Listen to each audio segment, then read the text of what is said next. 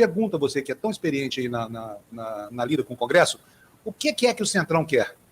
Está sendo tão bem tratado pelo Lula, todo o dinheiro do mundo, todas as facilidades do mundo, ministérios, órgãos do segundo escalão. O que está acontecendo, Lula? Querem deixar o seu xará nas cordas, é isso? Ô, Fábio, o Centrão não tem nem nunca teve amigos. O Centrão sempre teve reféns, né? Então, o que o Centrão está querendo é converter o presidente Lula num refém de sua maneira de operar a política, né? E lembremos que, num passado recentíssimo, a presidente Dilma Rousseff, ela caiu, entre outras coisas, também porque não conseguiu operar a política, mas ela caiu porque ela se recusou a ser refém dessa política.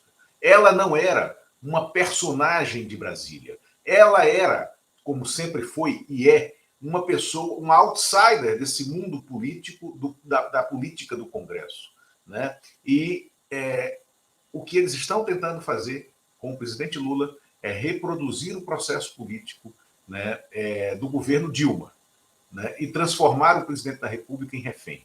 E não só, veja bem, o relator da medida provisória da reforma administrativa é o deputado Isnaldo Bulhões, do MDB de Alagoas. Isnaldo Bulhões é um deputado ainda jovem, de raciocínio extremamente rápido, mas criado naquela escola política alagoana que deu ao país essa biografia, Arthur Lira, ou essa ficha corrida, Arthur Lira, que deu ao país a ficha corrida, Fernando Collor de Mello.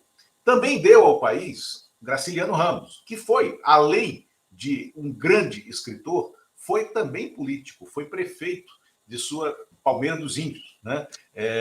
E, como prefeito, produziu um relatório de prestação de contas simplesmente espetacular, eternizado na literatura, com o livro Vivente das Alagoas. Mas o Isnaldo Bulhões não caminha nessa linha. E o relatório do Isnaldo Bulhões, que não conversou com o Palácio do Planalto até o último domingo para apresentar o relatório, é uma peça de chantagem política. Ele está também, nesse relatório dele, mudando toda a estrutura regulatória do Ministério do Meio Ambiente, numa atitude que também atende à Frente Parlamentar do Agronegócio, atende aos mineradores, né, atende aos gestores de grandes obras no país que querem tirar, eles consideram que é um problema o Ministério do Meio Ambiente com o chip, né, da ministra Marina Silva, ou com a cultura de preservação ambiental que já está instalada no Estado brasileiro. Essa medida provisória está chegando para votação,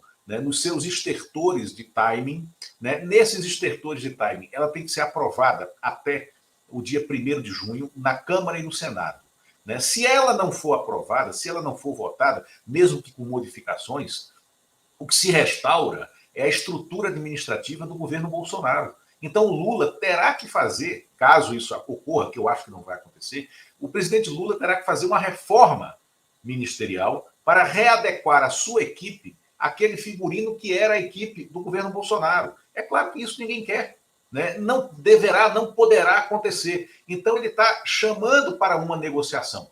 Em paralelo, essa MP da reforma administrativa está conectada com a votação do arcabouço fiscal, porque no arcabouço fiscal tem alguns endurecimentos, Fábio, alguns endurecimentos de punição para o descumprimento das regras fiscais que, em tese e em última instância, podem levar à abertura de um processo de impeachment por crime de responsabilidade, por descumprimento das regras fiscais contra o presidente Lula. O PSOL está alertando para isso. E aí, o que o governo está fazendo é abrindo a mesa, o que a oposição, o Centrão, o Arthur Lira estão fazendo com essas medidas provisórias é abrindo a mesa de negociação, estendendo o pano verde, rodando lá com os croupiers no grande cassino que Brasília virou. Quem tem juízo se preocupa de alguma forma, né? E eu me considero uma pessoa ajuizada. E ouço algumas pessoas que eu reputo também ajuizadas, e elas revelam alguma preocupação. Quem não tem juízo, como, por exemplo, em minha opinião.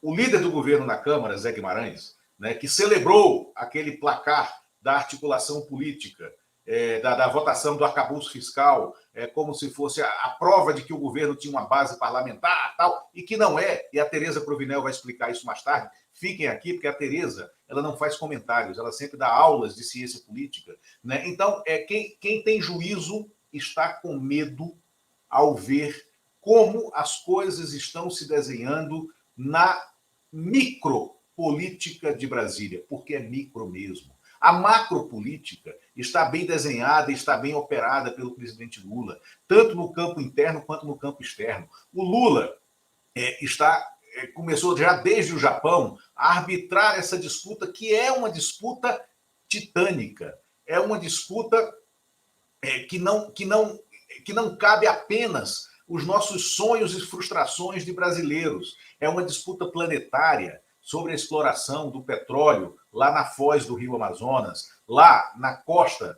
né, do Amapá. Né, essa disputa o Lula está arbitrando, e eu creio que, curtido nos erros e acertos do passado, ele saberá tomar uma decisão política, né, de relevância para o país, para nós e para o olhar que ele lança para a humanidade.